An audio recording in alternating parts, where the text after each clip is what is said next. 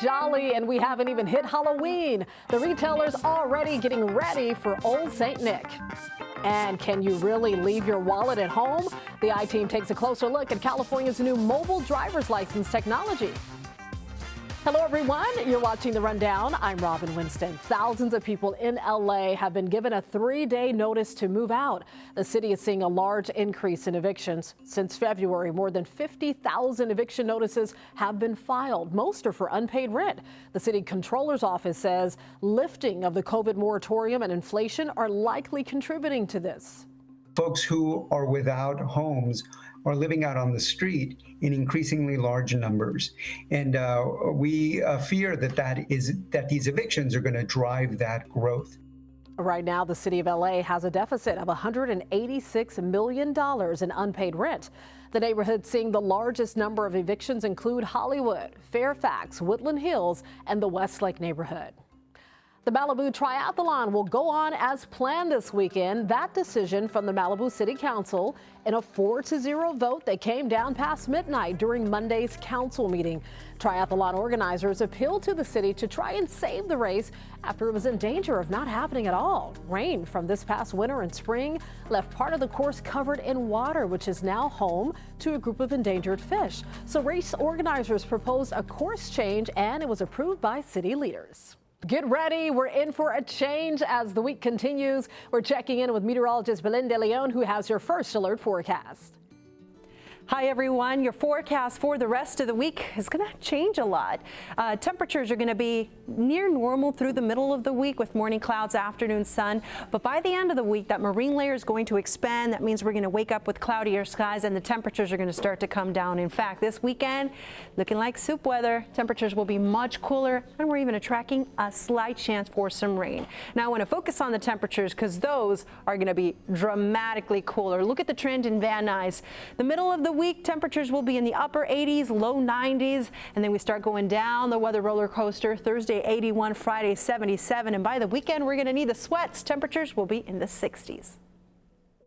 A youth football coach from Murrieta was arrested for allegedly punching a teenage player from the opposing team after a game over the weekend. So it happened as the sidelines emptied onto the field just after the game between the Paris Panthers and the Murrieta Broncos.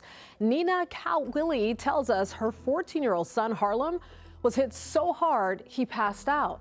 She says he's suffering from a concussion and she's worried he may never play again. What happens if we don't get the old Harlem back? What do we do? You get suspended from your league and you get like a slap on the wrist, and my son has to deal with this for the rest of his life. And the coach accused of hitting Harlem was suspended and banned from the Murrieta team following his arrest. Nina tells us her son did nothing to provoke the attack, but both teams did seem a little agitated by plays on the field and calls by the referees.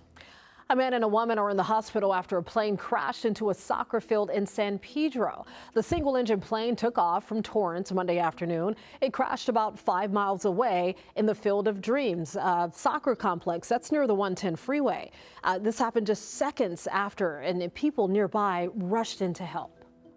Within minutes, there was about 5 other people here. They were able to help me take the women off, the female out. We were able to get her on the ground. The male was still in there. We left him there because the paramedics were coming, so they removed him. No one on the ground was hurt. The soccer field is full of families on the weekend, so it could have been so much worse. The FAA and the NTSB are investigating. Long Beach is lowering speed limits on its streets. The city council voted on the decision last December, and now Long Beach is moving forward, changing more than 100 street segments to speed limits of 20 miles per hour or less. City leaders say the speed reductions will help achieve safer street goals. Signs will be posted for drivers as the changes roll out.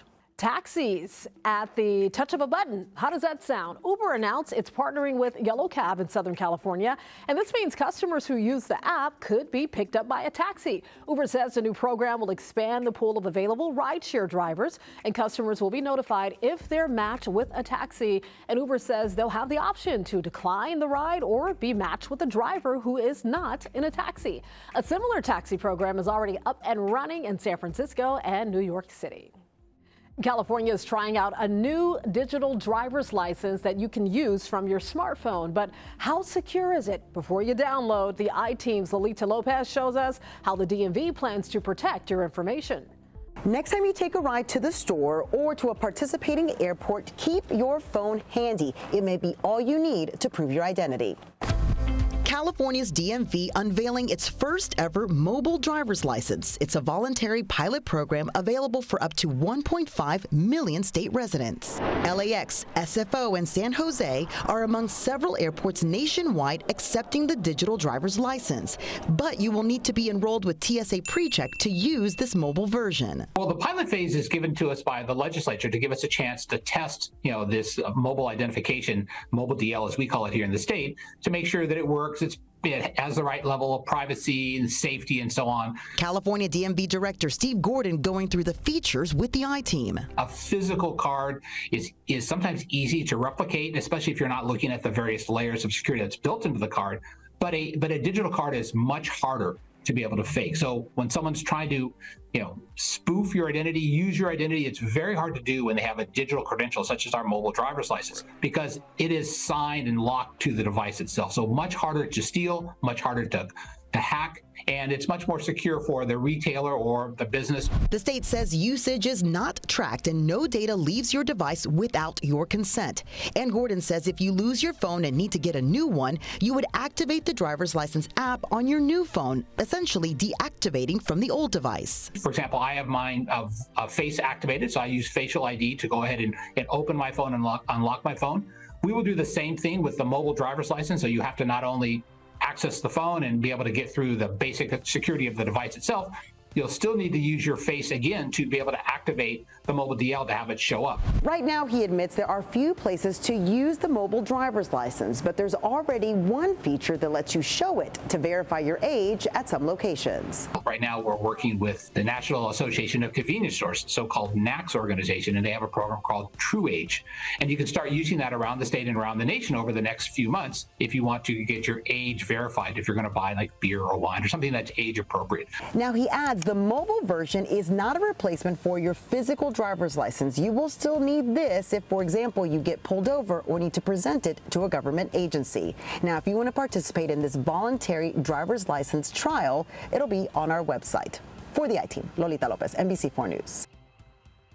All right, if you're waiting to book your flights for Thanksgiving or Christmas, you might want to get moving, like do it now. Experts say the time to act is now.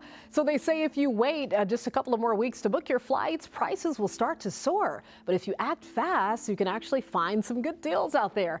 According to online travel agency Hopper, right now holiday airfares are actually cheaper by about 13% compared to last year. So you can get a domestic round trip for Thanksgiving travel for an average of $268 and a round trip ticket for you around Christmas time for about $400. But once October 4th rolls around, prices will start going up, so act fast. All right, we're just getting used to seeing pumpkin spice lattes on the menu, right? But many people are ready to skip fall and jump right into the holiday season. My goodness, I'm not ready yet. It seems to happen earlier and earlier every year, and you've probably already seen the trees, the twinkling lights, decorations, and displays at Costco, Hobby Lobby, and many other stores. According to a new bank rate survey, nearly 25% of Americans plan to start their holiday shopping before the end of this month. My goodness, 50% will get started before Halloween, but there are mixed feelings about that. We don't even finish one thing before they're putting the next holiday up in our face, Anytime it's in front of you, it's enticing. At this store, Traditions in Canoga Park, the holidays are year-round. Team members tell us October was traditionally the month when they saw serious holiday shopping begin. But now it's crept to the beginning of September. And for people who wait, well, they're in the minority. Yeah, according to that bank rate survey, only 13% of people plan to squeeze all their holiday shopping into December. Ooh, the pressure's on. All right, we are celebrating Hispanic heritage here at NBC4 and Telemundo 52, and we're putting the spotlight on a Latina beauty brand. Nopalera has a pop-up store in Silver Lake. The Chicana-owned brand makes a collection of bath and body products made from the nopal cactus, an ancient symbol of Mexican heritage. The reason that Nopalera exists is really to widen the breadth of the Latino goods in the market, because there were no high-end Latina brands in the clean beauty space, none. And so why is it that we have been conditioned to aspire to Western European brands with French and Italian names, and we assume that those brands should have a higher price tag, but that if it's a Latino brand, it should not? That's the assumption that we are fighting against with our brand. And Nopalera is available at more than 500 retailers across the country. The pop-up shop in Silver Lake will be there through December 5th. And now to one of my favorite stories of the day. A pair of premature twins who beat the odds after being born at just 22 weeks at the Cleveland Clinic are celebrating a big milestone. Both Kimya and DJ weighed less than a pound when they were born. Doctors say when that happens, there's only a 10 to 20% chance the babies will survive. They spent 138 days in the NICU with several ups and downs, but now they're home from the hospital. They graduated from their time in the NICU with caps and gowns and all the fanfare. They look absolutely adorable. The babies are being constantly monitored, but doctors say they're doing well. Their mom says Kimya and DJ taught her a valuable lesson about staying positive and focusing on the outcomes you want in life.